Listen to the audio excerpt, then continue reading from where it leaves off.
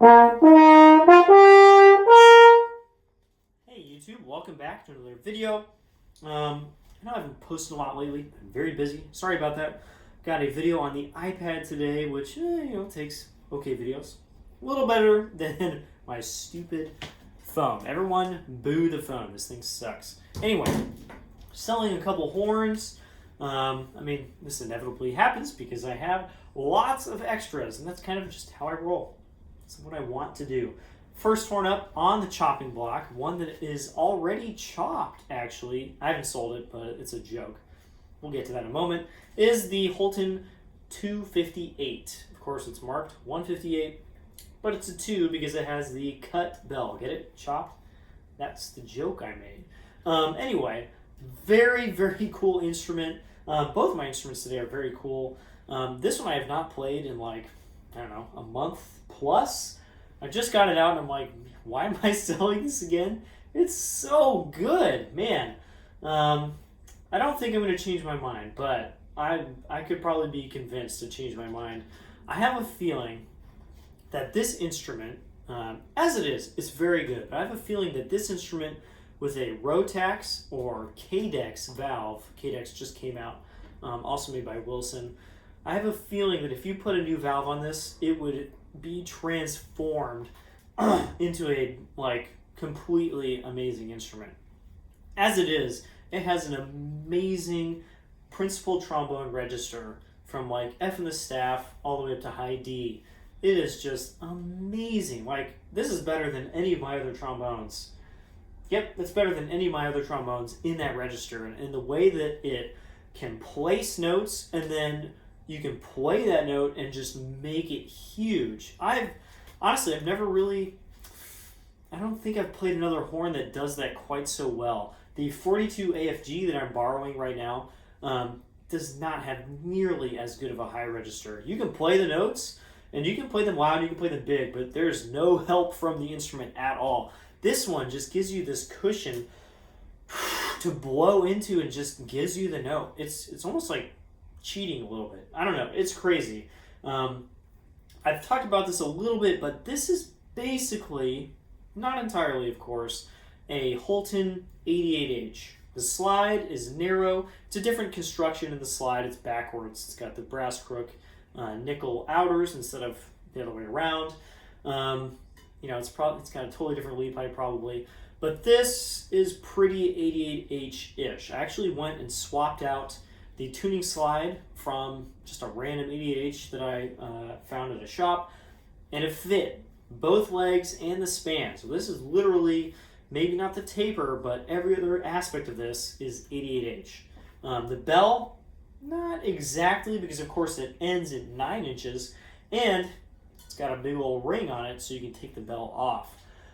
So I feel like this combines a lot of the good qualities of the 88H with some of that Holton magic that they reserve for some instruments and not others. And you end up with this really cool instrument that is amazing at playing that principal range. I have a feeling it'd probably be pretty good in a chamber setting too. You don't have to play loud. It still plays well and sounds good soft. It's just so satisfying to play as a principal trombone. Like I said, the valve is the weakest part by far. Ergonomics are fine, and stuff. And it actually works pretty well, physically. But playing through it, it's not that great. It works. You can play the notes, they come out, and they make noise. But there are a few instruments that I've played where it was so obvious that the valve made the sound worse when you played through it. C with the valve and C in 6th position are very, very different notes. And the 6th position one sounds way, way, way better.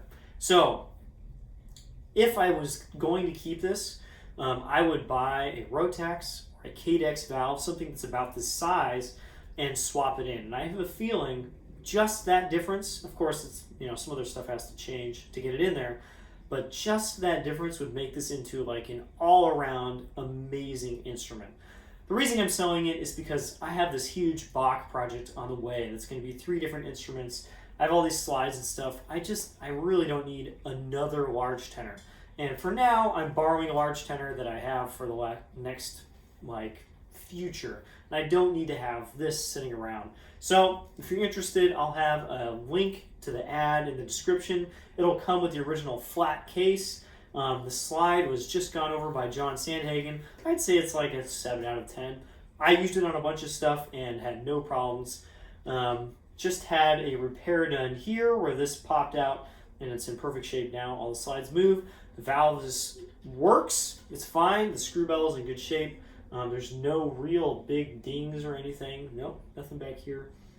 It's in great shape. So I'll have a link to the ad in the description. Such a cool instrument. And again, I'm kind of questioning like, wait, why am I selling this again? Okay, on to the next one. I know why I'm selling this one. And you all are going to be lucky enough to have the chance to buy it, I guess. So that's my ad copy right there. My Schagerl Aurora bass trombone. Such, again, a very cool instrument. I have two instruments with not yellow bells, and I'm selling both of them. This is a totally weird bass trombone. We got the nickel slide tuning, Hagmans that wrap around the back, and then one-piece bell all the way here to the end. Not a lot of other instruments out there, especially with gold brass valve tubing, nickel slides. This is just such a weird instrument, and it's so good. I've used it a bunch recently. I've played it in quartets, quintets, duets, a bunch of different chamber stuff. I've played in a big band, and I've used it at work. Bunch of different settings. Really got to suss it out, feel how it plays, how it sounds with a section, and in every case, it was awesome. Especially in the chamber settings, it was really nice to have a little less. How do you put it? Almost like a little less headroom where I could play softer and still make a beautiful warm sound with a nice pitch center for people to grab onto, rather than having to play the instrument just a little more to get the sound that I want. My Bach is a little bit like that. It can be a bit of a cannon sometimes. In the chamber setting, it's sometimes too much. And this was not. But when I took this to larger ensembles, I can still whoosh, make it a larger sound, some nice zing and color when I play loud. And every range is very even. It's just a really cool instrument, but it's massively different than my Bachs. My Bach 50, my tenors and stuff. Every time I pick it up, I'm like, whoa, okay. Dial things just a little bit different. Okay, there it is. And then when I switch back, I have to go, okay, this is a totally different world again. A lot of that's due to tuning and slide, of course, the different sizes here and stuff. And it would be really cool if I could just keep it and get used to it. But that's not really what I'm about. I really like my Bachs. I'm still on the Bach train, and I don't really see the need to keep this around when it's worth a significant chunk of money and pass it off to someone who's going to play it. This has been played a lot. I've said before that it was owned by what's his name? Alessandro Laya, who is the bass trombonist in Simon Bolivar Orchestra in Venezuela. And I think he used it for a good chunk of time, played the crap out of it. And so it's got some wear. It looks very good on camera, but there's, like some stuff down here. There's some acid bleed around the rim, a couple little dings, mute dings and stuff. Slide was just gone over by John Sandhagen. Valves I just cleaned and re-oiled, and right now they feel amazing, and otherwise it's in great shape. I can't justify keeping it. And I do have another Bach 50 project on the way that will be a lighter, more kind of like commercial chamber-oriented instrument. So I will have a replacement for this that is not quite so different. And sadly, it will not look this cool. This is probably the coolest instrument I've ever owned. At least in terms of looks, and in terms of playing, it's up there. It's very cool. Anyway, I'll have links to both of these ads in the description, and that's just about it. So if you're interested, hit up the links, and I'll see you all next time. Bye.